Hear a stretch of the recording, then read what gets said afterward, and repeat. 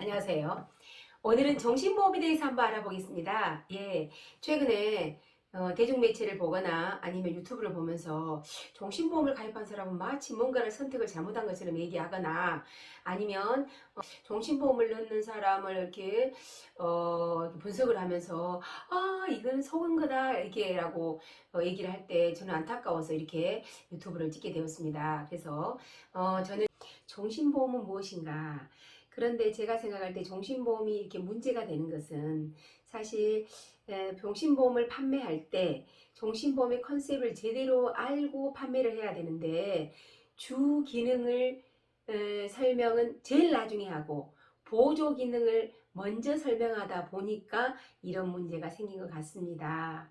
네, 보통 대한민국의 2000년 초반부터 정신보험을 주로 판매를 했어요. 그런데 그 당시에 정신보험은 당신이 사망하면 얼마가 나옵니다라는 컨셉보다는 그 당시에 98년 IMF를 지나고 나서 금리가 높을 때 보험료를 이만큼 내면 확정으로 얼마를 해줍니다라고 해서 보통 판매를 했습니다. 그래서 고액의 정신보험을 가입한 사람은 대부분 그런 식으로 가입을 했습니다. 그러나 세월이 지나고 2000년부터 지금 현재 2021년 20년이 넘은 이 시점에서 보니까 그 정신보험은 정말 사망 시에 지급하는 게 정신보험이었지만 현재 봤을 때 정말 괜찮은 상품이었다. 저는 정신보험을 가장 쉽게 설명하라고 하면 정신보험은 내 몸값을 내 사망을 담보로 해서 값은 내가 정하는 겁니다. 내가 1억짜리 사망을 담보로 하면 1억짜리 정신보험입니다. 근데 이 정신보험을 그냥 내가 일시불로 할 수도 있고 아니면 10년 할부, 20년 할부, 30년 할부로 구매를 하는 겁니다. 그런데 내가 1억짜리 몸값을 내가 정한다 하더라도 내 1억짜리 이 몸에 대해서 얼마를 지불하는가는 보험회사에서 결정을 합니다. 그래서 나이가 많은 사람은 보험료를 많이 받고 나이가 적은 사람은 보험료를 적게 받습니다. 그러나 그냥 나이만 책정을 하는 게 아니라 그 당시 이율, 그 다음에 상품의 형태에 따라서 보험료는 달라집니다. 그래서 다시 말씀드리면 정신보험은 어떠한 경우라도 자살도 포함입니다. 어떠한 경우라도 재해든 아니면 질병이든 아니면 나이가 들어서 100세 넘어서 사망을 하더라도 내가 사망하면 얼마를 주겠다. 그 대신 내가 몇 세니까 내가 35세다. 그러면 20만 원을 주세요. 10년 납으로. 근데 내가 45세예요. 그럼 5만 원 더 내세요. 25만 원입니다. 10년을 내세요.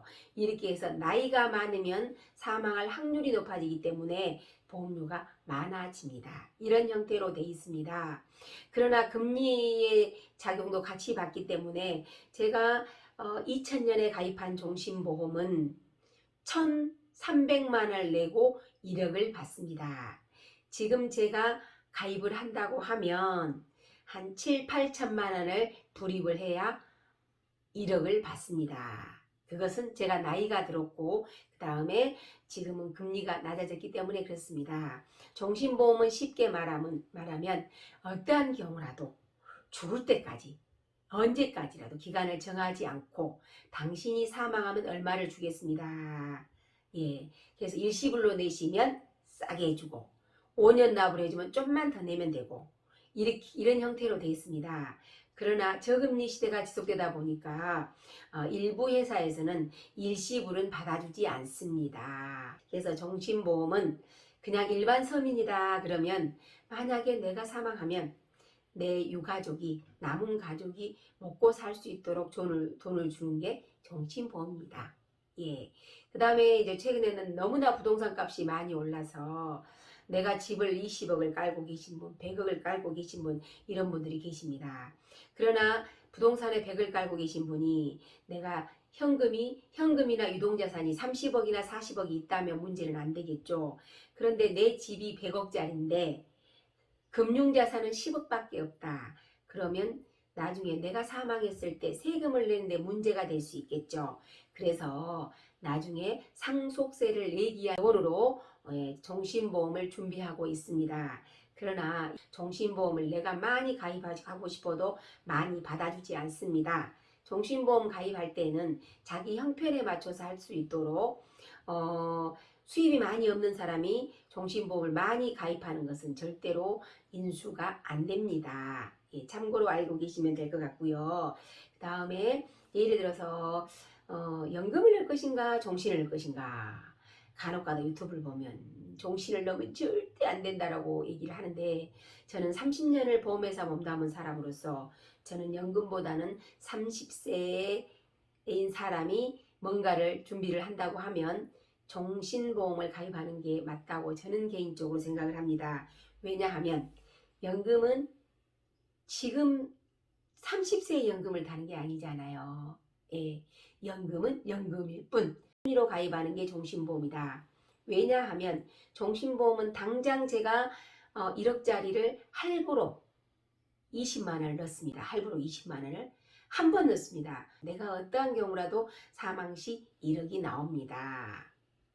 예, 그러면 그랬는데 만약에 60세까지 살아있다. 그러면 30세인 사람이 60세까지 살아있다고 하면 종신보험이라도 30년 동안 유지를 했다라고 하면 거의 연금 수준의 수익률을 가지고 있습니다.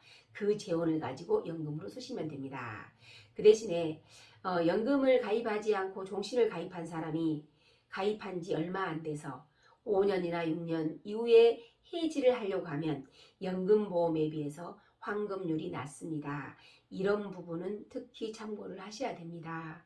그래서 연금보험인지 종신보험인지 정확히 컨셉을 알고 가입하신다면 문제가 안 됩니다.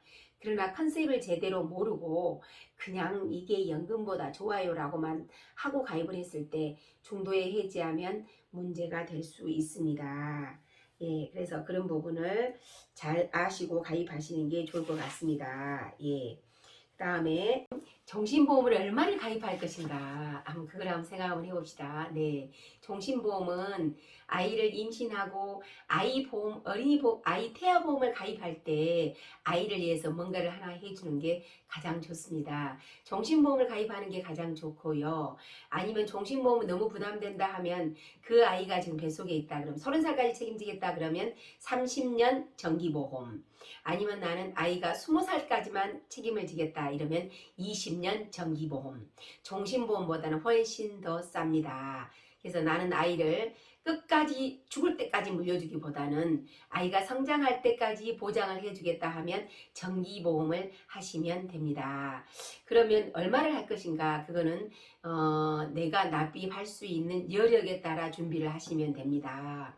그러나 최근에는 집을 사기 위해서 대출을 많이 받고 있기 때문에 대출 금액만큼은 종신보험이나 정기보험을 가입하시는 게 가족을 위한 사랑이라고 생각을 하고 가족을 위한 올바른 울타리 방법이라고 생각을 합니다.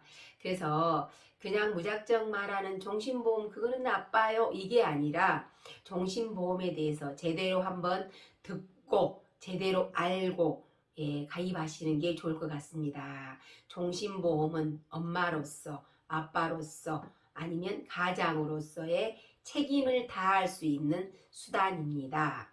네, 사망이라는 말을 별로 입에 담고 싶지는 않지만 어느 날 갑자기 어떤 분이 사망했을 때 사람들은 묻습니다. 그분이 생명보험을 가입을 했는가? 그 생명보험이라고 말하는 보험이 바로 종신보험입니다. 네, 간단히 종신보험의 기본 컨셉만 말씀드렸고요. 다음번에는 좀 더 세부적으로 가져오겠습니다. 안녕.